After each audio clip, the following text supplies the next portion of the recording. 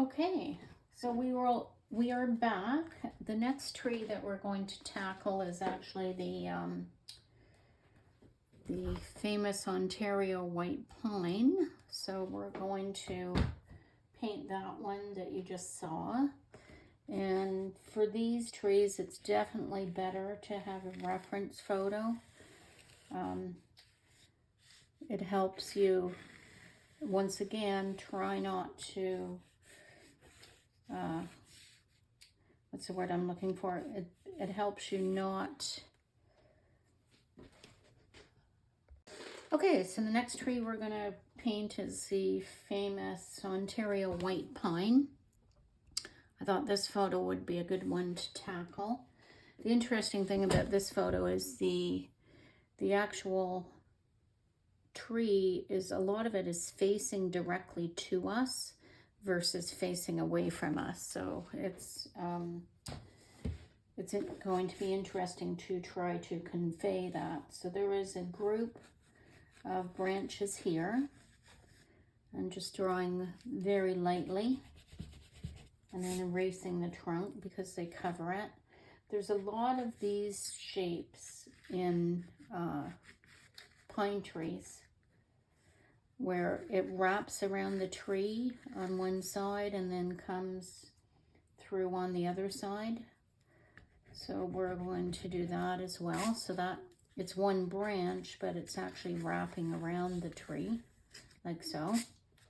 You don't want them too evenly spaced. That's important. And you want to have a lot of these twigs and so on sticking out from there. And then it should have some good gaps in between. If this ends here and this ends here, you know, each time the shape should be slightly different. And then we've got a branch coming right towards us. And then we've got a few branches coming up high in the air. So what I like to do when I do this type of tree is I like to first paint in very lightly where I see the trunk. And that way it kind of guides me of where it's going to overlap and not overlap. And then where I see these branches coming out that go into the actual, I don't know, pine bundles, if we call it that, if I can use that term. So this may end up being covered by the painting, but I just want to show you that.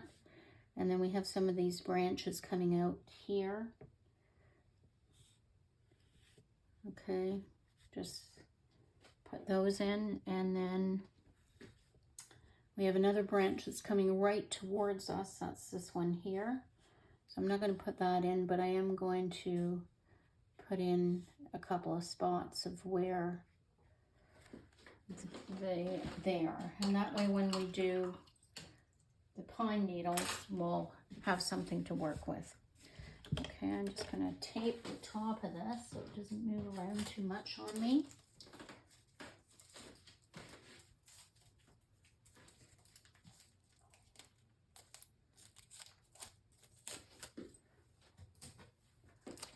Okay, there we go. And the way I do these is I like to use these reservoir brushes. If you don't have one like that, then something like a skinny brush like this will work. And then we do what we've done with all the other trees, is mix our colors. So we have some Indian yellow.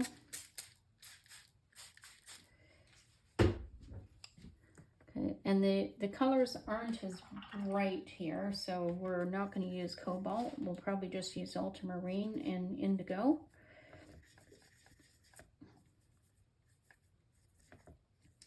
And we'll probably end up using a fair amount of ultramarine, so I'm mixing up a big puddle here. In the reference photo that I have here, it looks very light, it's very sunlit, but most of the time when you see these pines, you know, only portions of them are sunlit. So I'm just going to do that. And then I'm going to grab some of this indigo.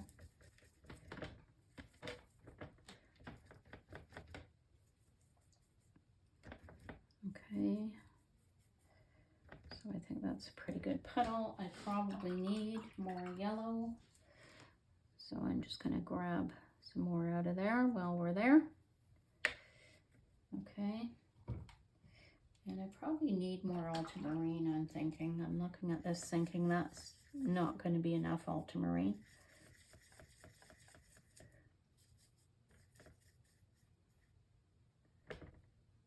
I just got a hair out of here, which is good. Oh, now it's in the palette. Okay.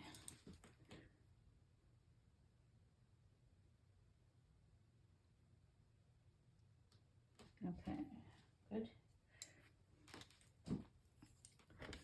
Okay, a bit more ultramarine. We've switched to a different movie, and this was the one from Berry Art Club, which I like better. So I'm starting with the same colors and going from there. So what we're going to do is, for the very top of the painting, use the skinny brush or a brush with a really fine point, and all you're going to do is apply some water. So this water might...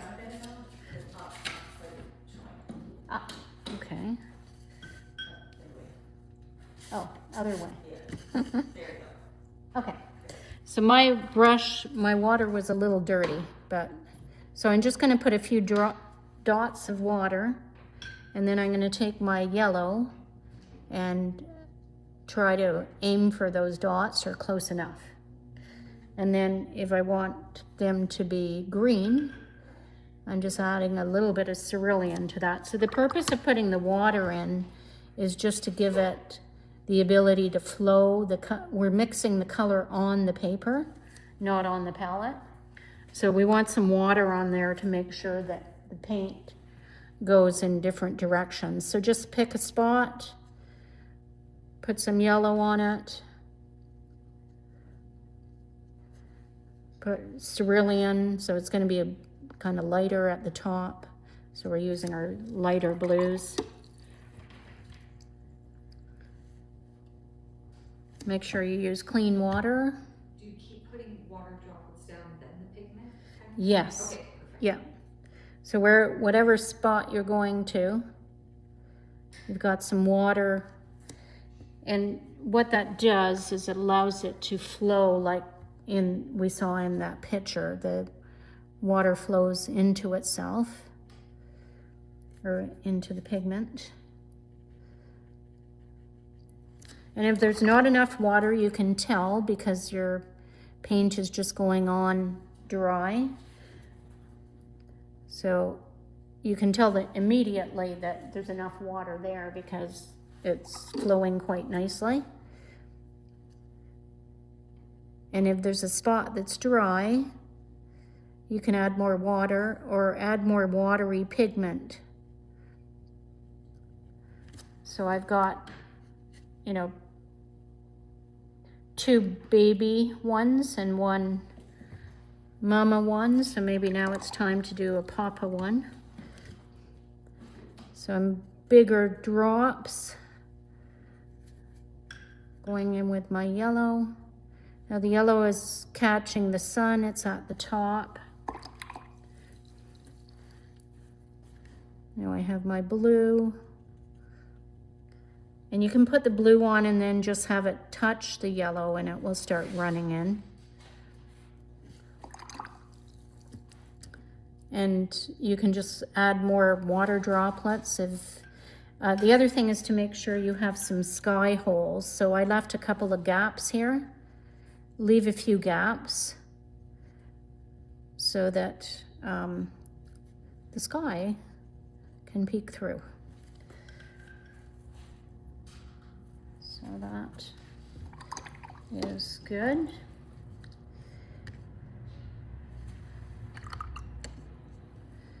Now the question is, should we add another one or not? Well, we can always come back to it because we're doing it a section at a time. So if we think it needs more somewhere. If it's a bigger section, you can also just add the water at the top all the way. But make sure you have some sky holes where there's no water.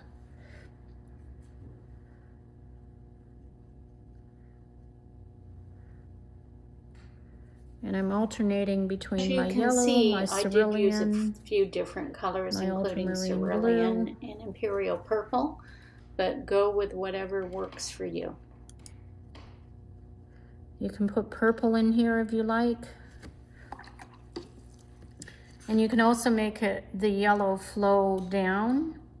So I'm now moving the paper to get that flowing around.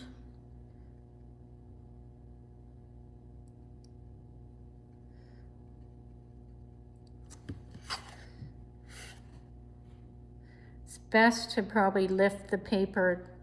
If the sun's coming this way, then you're going to have the yellow flow into the dark.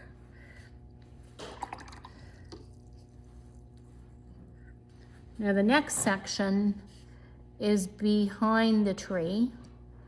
So I'm being very careful not to put any water near the trunk.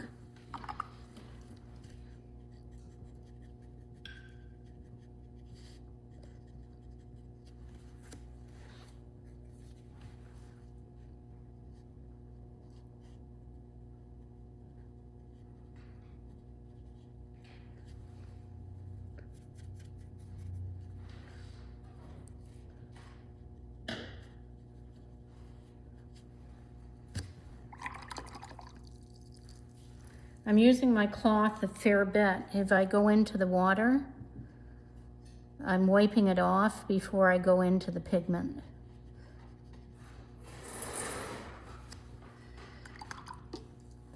And I haven't used purple yet, so I'm going to pick up a bit of purple here. If my other spots are still wet, I can add some purple into the spots that I was just at. If they're dry, then probably not a good idea.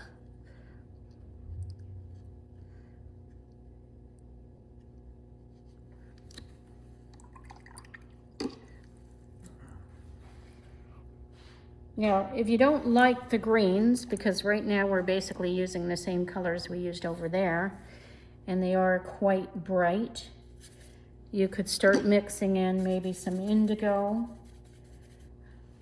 just to kind of neutralize the greens. Maybe a bit burnt sienna, orange. I'm just going to stick with what I'm doing here. And then every once in a while you can have a few dots that are just off on their own. They don't have to necessarily be connected. If you look and say, oh, I don't really like that shape, then you could just add some fresh dots at the end. And they can just be sticking out like that. Okay, and if it's not flowing into each other, just take a damp brush and drop some water in, and it will start flowing.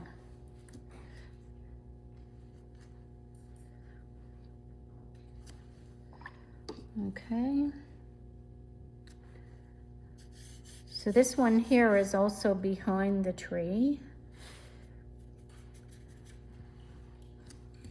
I'm going to start by putting my water in first.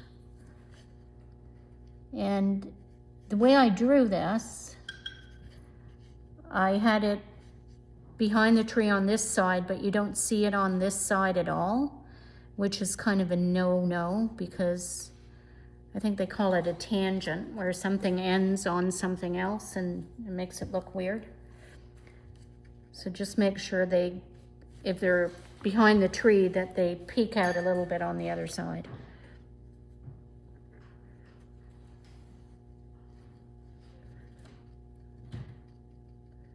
And this one's underneath this one, so maybe it's a bit darker. Maybe there's no yellow on this one because it's catching some shade.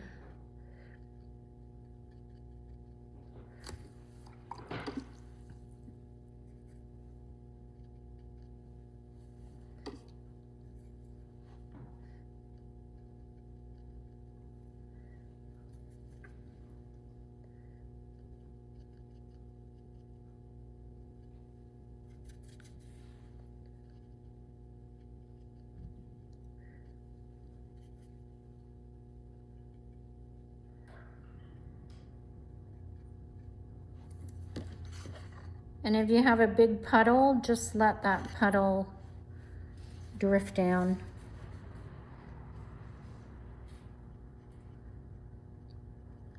Yeah, my colors aren't very realistic.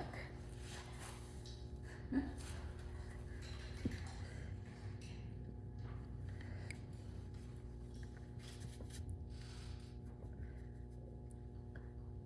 a tiny bit of burnt sienna in there and see if that, well, most of these are dry though. So I run the risk. This one's too dry. What's it? Okay, there.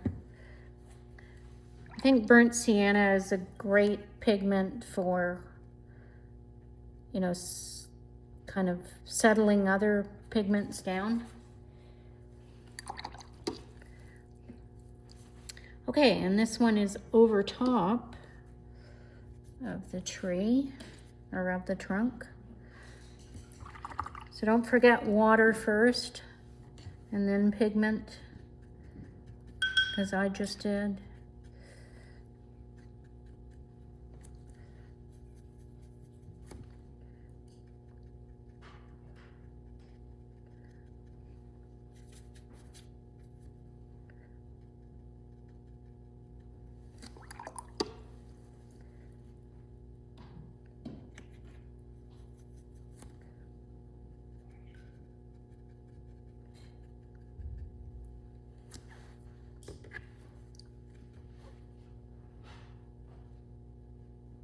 I'm still using a separate yellow brush.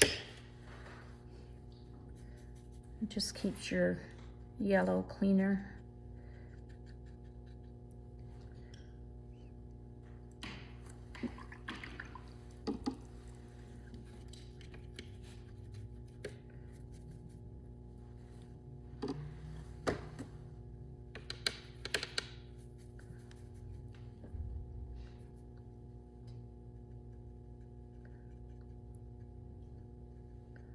I have to have this one join this one.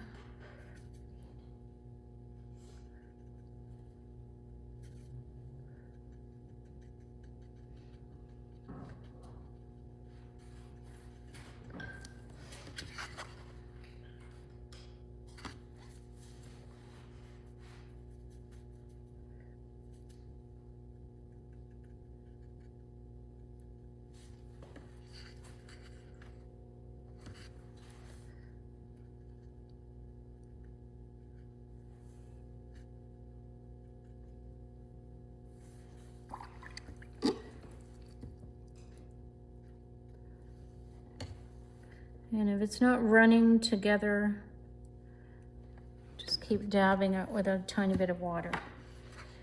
It will.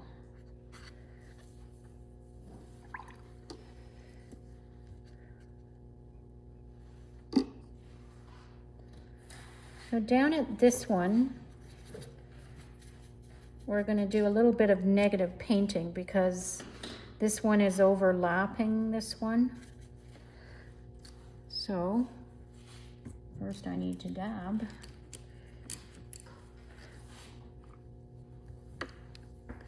So I'm trying not to touch the one above it, but I want this branch here to be darker because it's underneath.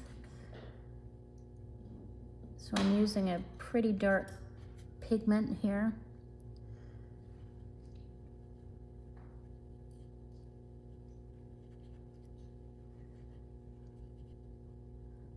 And as I don't want it to run necessarily into the other one,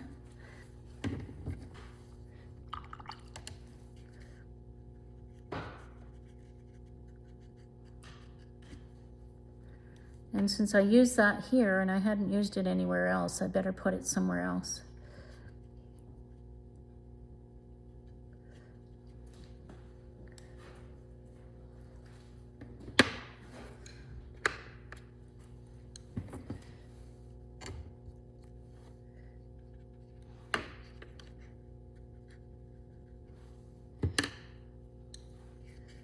So this part here, if you added too much water, you can take a dry brush and just suck it up if you need to.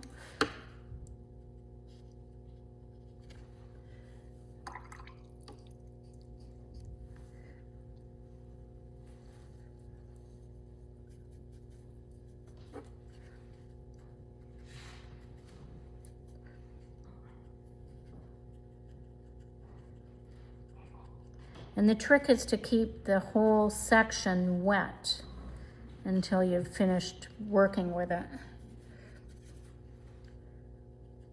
If part is dry, it's not going to flow. So just take your brush and add a little drop here and there.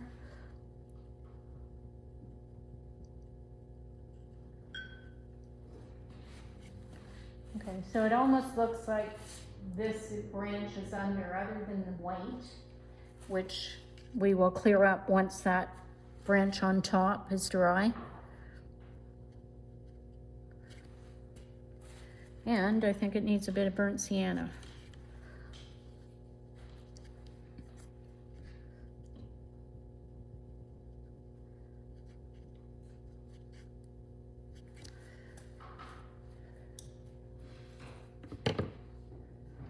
Okay, now I made a bunch of marks over here with the yellow. So if that happens to you, you just take a wet, clean brush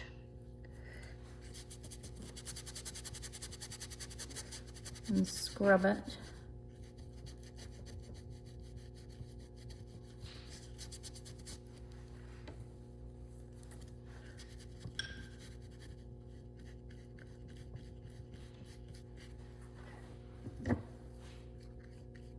Sometimes it takes a few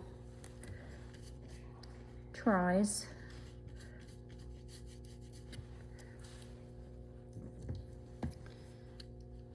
Okay. So this one here is kind of behind that other one, but it's probably towards the sunlight. So, and I just wet the paper there, so we're gonna have to wait to do that one. Let's go to the bottom one. Now this one's behind the tree. It's probably going to be the darkest spot.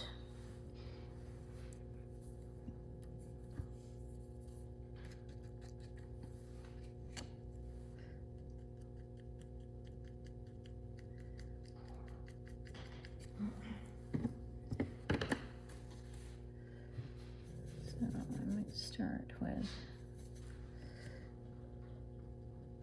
Oh, and I have to make sure that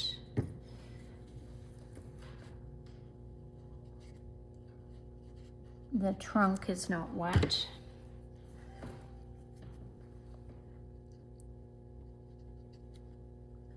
I can tell right there it was dry because the paint never moved at all.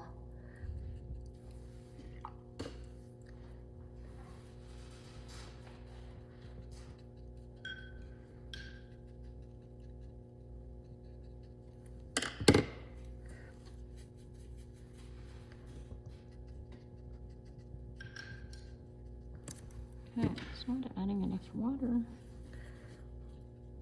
we go.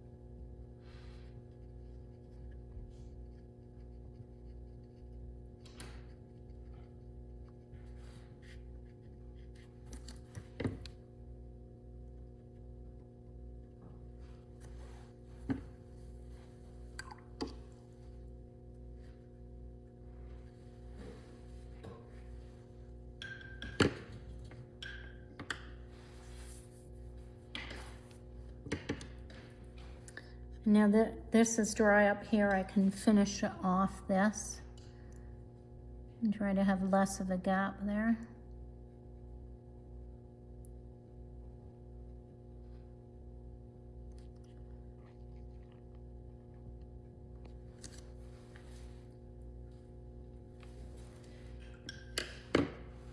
Okay.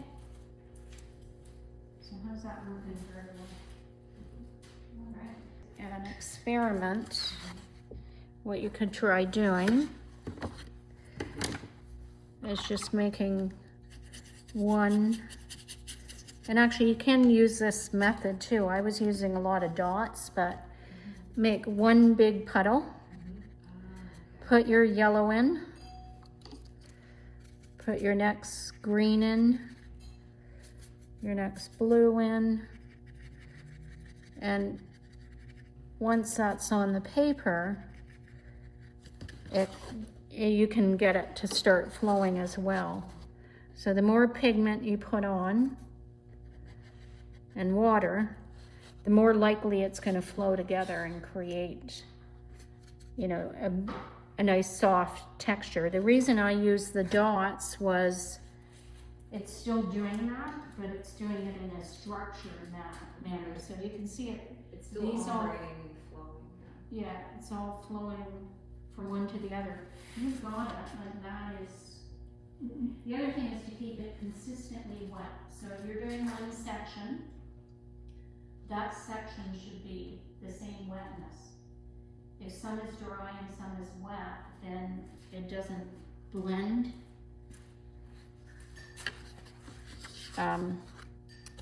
Because watercolor needs water.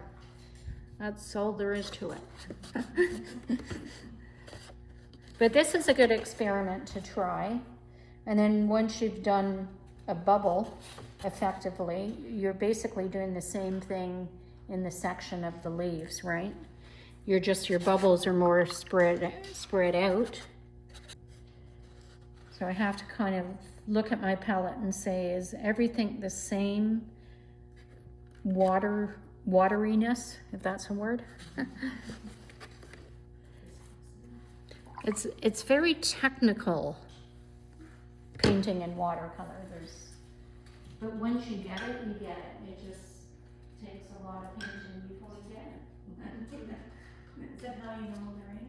Pardon? Yes. Yeah. Yeah. So I met her taking a course here. Okay. And then during COVID, I ran the watercolor night. Oh, okay. Yeah. There was a lot of painters during COVID. But it's turned out great. I love it. Extra droplets. Yeah. And there is an artist that's how she paints. She just, this is called a blossom. So this paint that was applied is wetter than what was already there. So it creates this blossom effect, and she just took it and turned it into an artistic rendition. Love it. And this turned out great too. It's all an experiment. Yeah, that's good.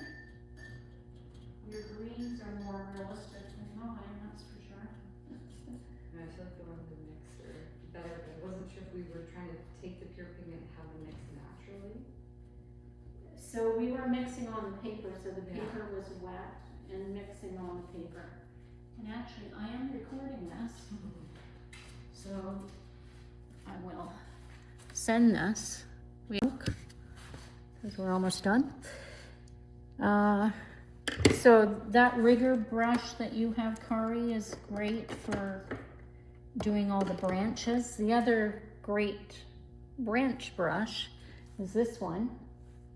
There, now you can see it. It is, some people call it a reservoir brush. So it's thick at the top, but it has this skinny point. And it also works as good as a rigger to create branches and stuff. When you're doing pine tree branches, I like to go kind of like this, like wiggle my arm because they're never straight. And, you know, just kind of make sure you're not too detailed in creating them. You know, if some of them don't leave a mark on the paper, that's fine.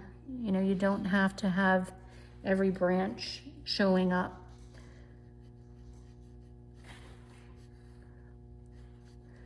And then with these, there's always ones that go up into the leaves. I tend to use a lot of grays at the top and then, you know, more browns as you get to the bottom.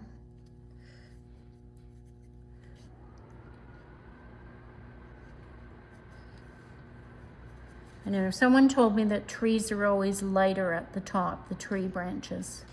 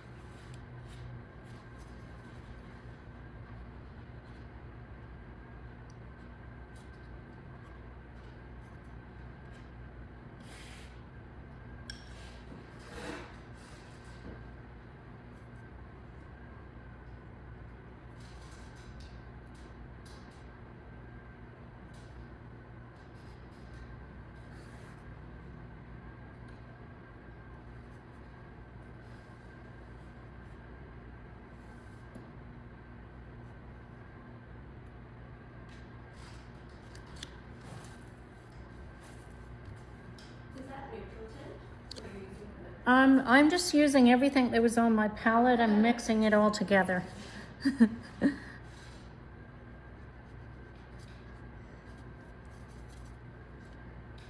And it's the tree trunk is a bit darker under these, what did we call them again? Bunches?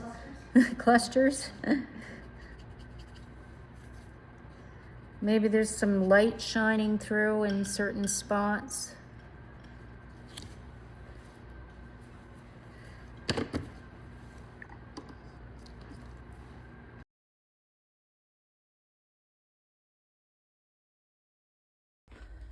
Okay, so today we're going to try painting a tree in the style of Dean Mitchell. This is the photograph that I have. I think you can see that. And I just love his style. And we're going to give it a shot and see how it goes. So this is a typical evergreen tree. It's quite a bushy one in this case. It does have, it's backed by another tree that almost looks like a cedar tree or something like that as well. And anyway, we'll give it a shot and see how it works out. So first things first is mixing up a palette of colors.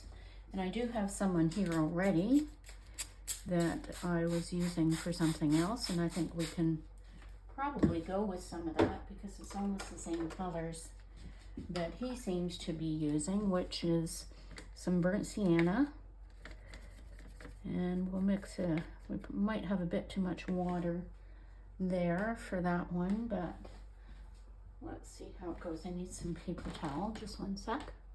Okay, so far I've got burnt sienna, I've got a cerulean, and a bit of cobalt and a lot of gamboge in this mixture here. And now I'm going into my cobalt teal, and I'm still slanting my palette up a bit so that some of that excess water that I put on the palette can be draining down. Okay. And then I like a good amount of purple, as you probably know. Took way too much water there. Let's dab some of that up. So some purple, good mixture of that. And then he's got quite a few darks in there that it almost looks like kind of a perline combo with the darks. So I'm going to start with indigo. So I'm trying to get rid of this in my palette. So I'm going to put my darks over here. So I've got quite a lot of indigo here. Okay, and I'm going to mix that with the cobalt because I like that combination. So indigo and cobalt produces, I don't know if you can see that. Maybe not, I'll just move this over a tiny bit further so that you can see that. So that's the cobalt mixed with the indigo. And it really creates a nice greeny blue, or yeah, greeny blue it is. And then I'm seeing almost a black in there, but that could be a mixture if we throw some purple, some indigo. Let's try this combo. Purple, indigo, and then some cobalt as well. And the kicker for that one is going to be some burnt sienna. So let's see how dark we can get that mixture.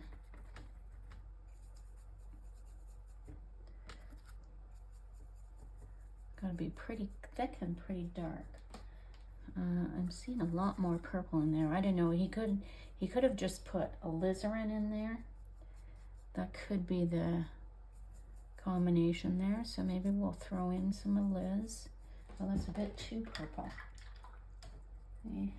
I think it is burnt sienna that's in there. So that's kind of a warm dark, that what I've got right there, which I guess is okay. That might work. Let's just get a scrap of paper and test out all these colors here. This one will probably do. Okay, so I'm rinsing off my brush. I'm going to dab it off. So this is a dark that I just mixed, which is probably close to a black. Then I have this one, which is a very cobalt green, which I don't really see too much in his painting. There's too much cobalt in it.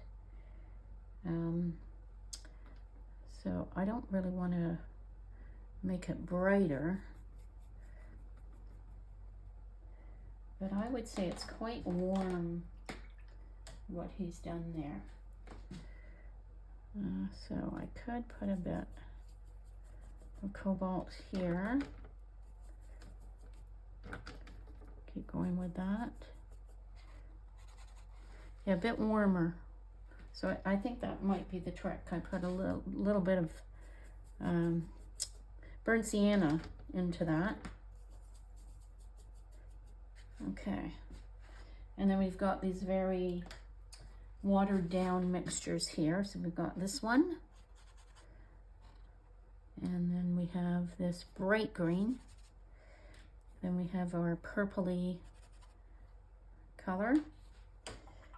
And then we have pure cobalt. So when I look at these, I think we're pretty close to what he's got here. definitely in the lights. The darks, maybe not as much. Maybe he's also using a bit of ultramarine, so let's give that a shot. Get some ultramarine out of here.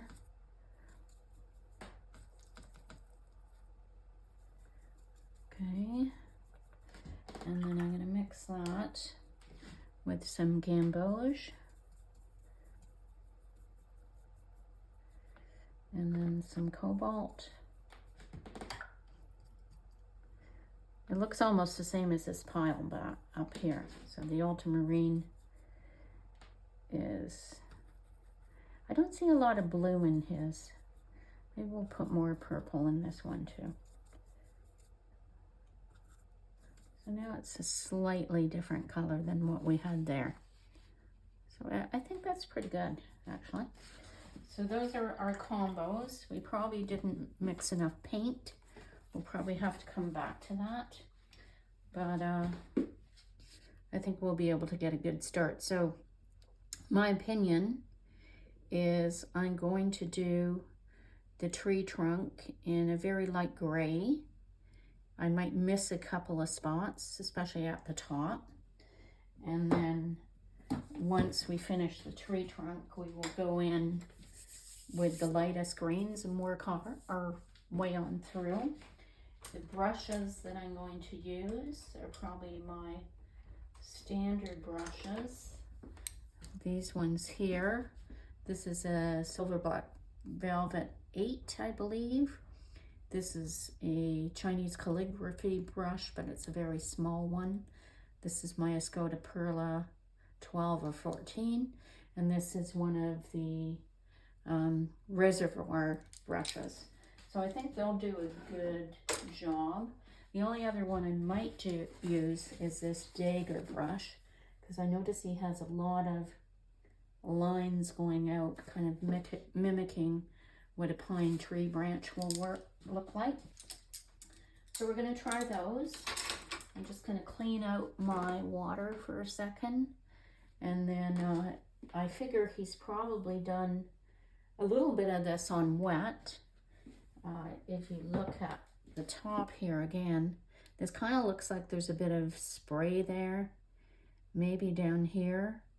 And this layer, you know, at the back might be showing through. Then he comes back with a darker paint and does all the darks as you go through there. And he really does rotate through the warm and cools quite nicely. So we're going to try to do that as well. All right, so I have taped down my paper. I am working on Bohong Rough today, so giving that a shot for this experiment as well. And as we mentioned, I am going to give it a spritz at the top, but the first thing we actually want to do is just get that gray in for the trunk. And I think what I'll do is I'll just wet down the trunk with some clear water. And then I'm going to go for my gray, which is probably close to this mix that I have here. Okay, so that's probably perfect. I don't want it too bright at this point, or too saturated, I mean, because I just want to have the trunk there for me to visually figure out where it is. And then some of these spots I'm going to miss entirely, and that way if I decide to do some branches over top of it, then that will work out just fine as well. But this way I know where the trunk is and I can go from there.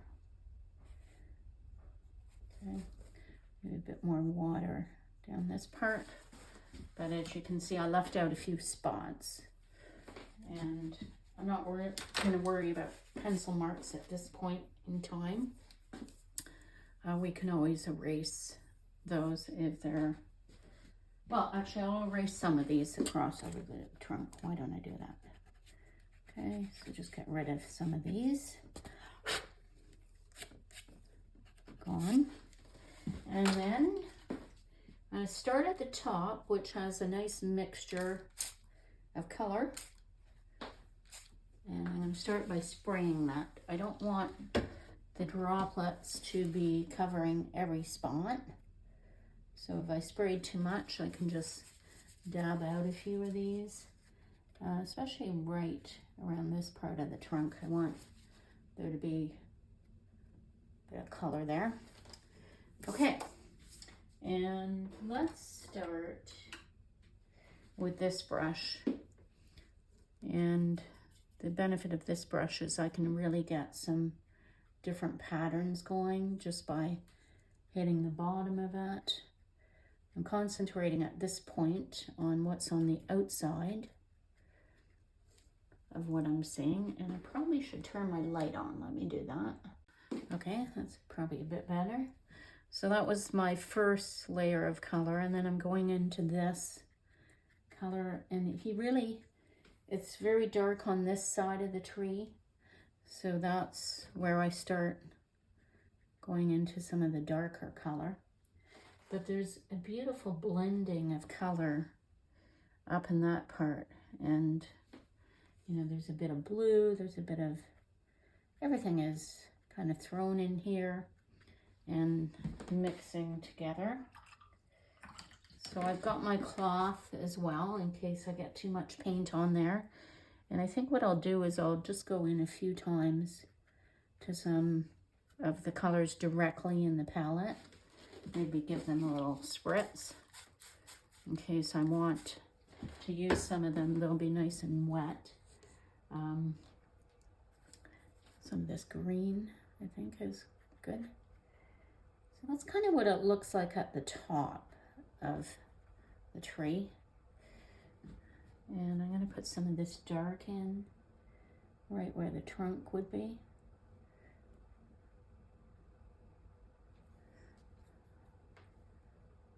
Okay, I think that's good. And then what I see is he's gone down the right hand side with all of the brightest colors. So we might have to spritz again. This time I'm going to cover the top because I like what's there, and give a little bit of spritz. Not very much, just enough to kind of have a few drops as you go down that side. Okay, and this is almost like the background layer. I think I'm going to run out of paint, so I am going to mix a little bit more of this green here, which I'm guessing was a combo with cerulean. Could have had some lemon yellow in there. It's a bit bright. We can always add a bit of burnt sienna into there, or even orange. I think sometimes orange can help bring the green down a bit. So I'm just going to go like this all the way down the tree where I see where it's crossed the trunk. So I'm going to cross the trunk with that light color. I'm just going to kind of move my brush in the way that I think these would be crossing. There's a bit, you know, every once in a while we see some of that peeking out of the ones that are there. Okay, and then I'm going to go into this beautiful mix here. Add some of that, especially where it's wet. Get some of that into the dark. I think I'm going to throw in some orange in a few spots too. Oops, too much orange on my brush, so I kind of lost this mixture here. Now let's just beef it up again. I think we had cerulean in there. Okay, not bad. Maybe a little bit more yellow. That was kind of what we had there. So what I want to see is I want to see these little things that are coming off. We could try the dagger brush there. Where did we put our dagger brush? Here it is. So this kind of thing. There seems to be a lot of this in his painting where it goes across in these shapes with the dagger brush. Okay, and now we're starting to get more into the bluer, so I'm going into this cobalt, and there's a bit more, might be a bit too colorful, this cobalt, so maybe I'll mix it with some of this stuff that I have here. But this is kind of what's in the background on this side. I dropped the dagger brush and I'm using this one almost exclusively. I think I'd like to go a bit brighter up here as well. So that started to dry, so that's not really working that great. I have some nice sky holes here, so I think that's good. Let's start getting darker now.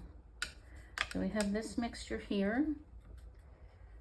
I'm seeing a lot of these marks at the background. Maybe that's where the dagger brush might fit the bill. I'm going to put some purple into that. So I'm seeing marks like this. They're kind of going up, maybe a few on this side. Okay, these could be branches, they could be almost anything. So I'm just throwing a few of those in while it's wet in these areas that I'm working in. And now we're going to go darker still. So let's pick up this green here, which has kind of dried. So maybe I'll just mix some of this watery mixture with it. And I'm going to start getting some of that over here. There's really dark spots here and there, although I just lost all that stuff that I put there. Okay.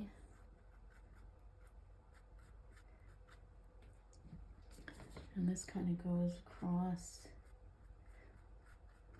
there. Okay. Now this is our bluer mixture. So it had some ultramarine blue, it had some cobalt, and then I put burnt sienna in there, I believe. Okay, that seems to be okay. Maybe back to the dagger brush for a minute. Let's do this part here. These are all pointing up, but honestly, I think what ends up happening with these trees is there's a lot of this coming down as well. So that has to be added in. I like this burnt sienna part, so I'm just going to put the dark at the bottom of it. Same with here. So if I see something I like, I'm trying to just leave it. This purple I'm not too gung-ho on, so I'm just putting a bit of that in. I'm putting the tree trunk, seem to get crooked there. Maybe I'll dab out that spot I just made. Taking a damp brush because I want that to be lighter there. Maybe there. Okay. So far this is turning into one big mess, so maybe we need to wait till that dries a bit. I would like to see more of these lines coming out of the trunk.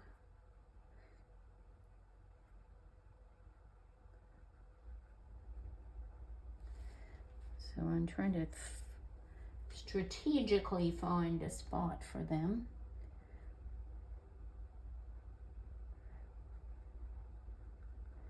Doing a little bit of negative painting around this burnt sienna spot. Okay. I like I'll put up the reference photo when I do this recording, but I like the blue parts that are coming out behind this one. So I'm going to just try to put some of those in.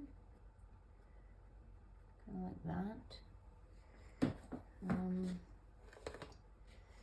And I guess there's a lot more kind of just random branches everywhere. Every time I see a gap, maybe put a random branch in there.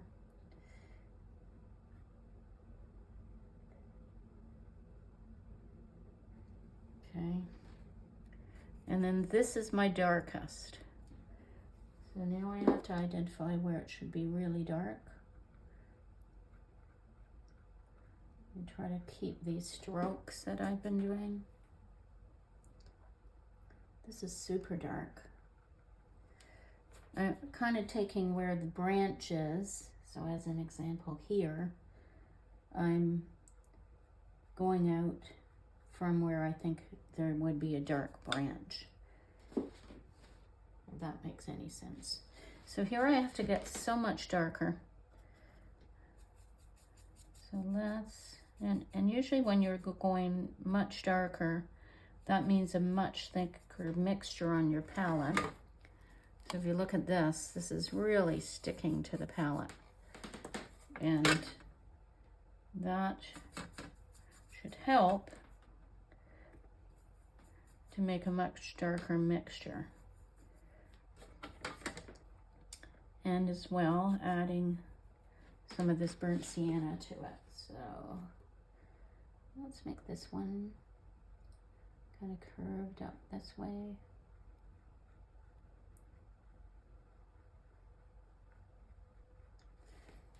Probably don't want it too contrived, but I think it's getting there. You kind of have to loosen up. If you use a dagger brush this way, it makes nice thin lines. If you use it this way, it makes these kind of lines. I'm looking at it and thinking, not exactly, everything is getting kind of hard edge, so I'm going to give it a squirt. See if I can get things blending a bit more and less hard edges. I like the amount of gaps that we have here, so we don't want to lose any of these gaps. This one looks really dumb, so it's going to have to get darker in that area. Maybe while it's wet, that might help.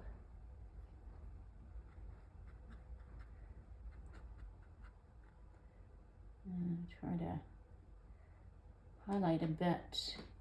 So I'm thinking maybe this one needs to show up behind that. And then definitely it has to be darker down here on the trunk. Okay, just take a clean brush and help move that down. Just a tiny bit of water. Okay. I like this light part of the trunk showing through here. Maybe it should be darker. Or maybe darker. Just some variation. Maybe darker on this side. Okay, so it's not bad. Not liking the pattern that turned out there, so again I'm going to try to go in with a darker mixture and just kind of think about what I need to do there. I think the problem is it's all the same shape, and here I just want some part at the back sticking down as well. So maybe that's not as bad. This should be super dark, but that trunk is wet.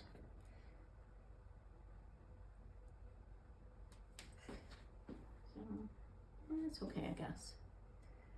Okay, and now I'm going to go back to my reservoir brush, and I'm going to look at spots where I need to just put you know, tiny dots popping off from something. So as an example, maybe there's something here, like that. Something coming up here. Kind of like this whole area here. We could have a little bit more dark popping out from there. We have to be careful with the shape. We want it a shape that makes sense for there. Maybe a bit more dark in here. Again, just, I like when there's one or two just hanging out at the ends.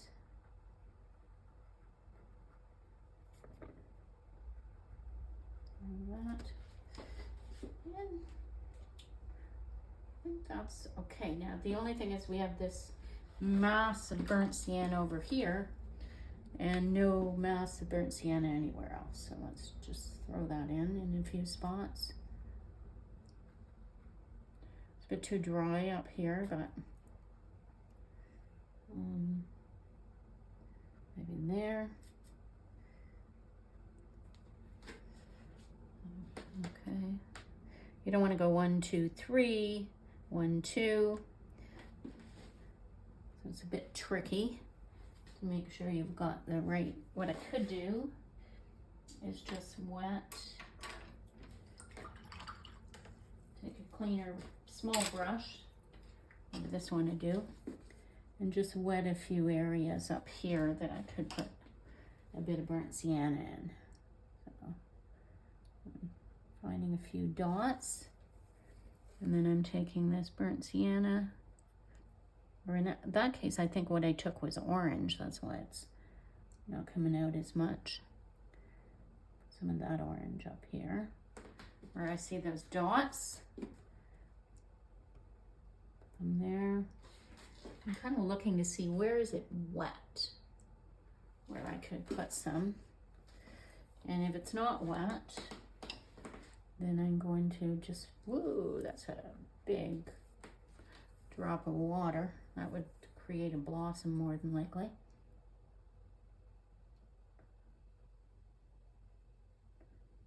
Okay. Let's find a few spots for the orange as well. Here it's not really traveling anywhere. So, yeah, I think that's all right.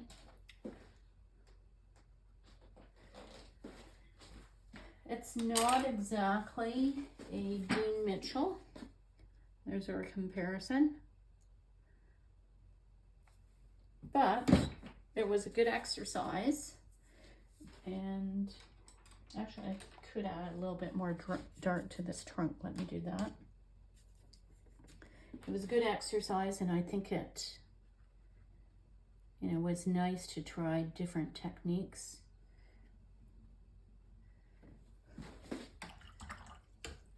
For trees, let's just have this come down like so. Maybe a bit more dark up in here.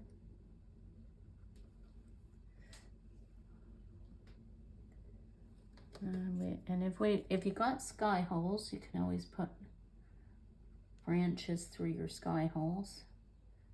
I think that always looks good. And especially with this kind of tree, the more branches, the merrier.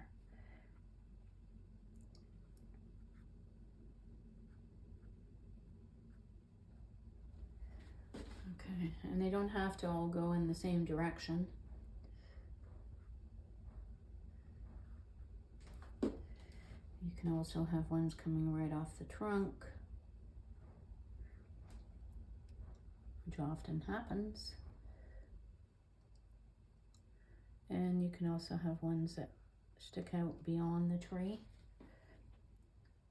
I find the best remedy for this is kind of jerk your arm around. Okay, we're done.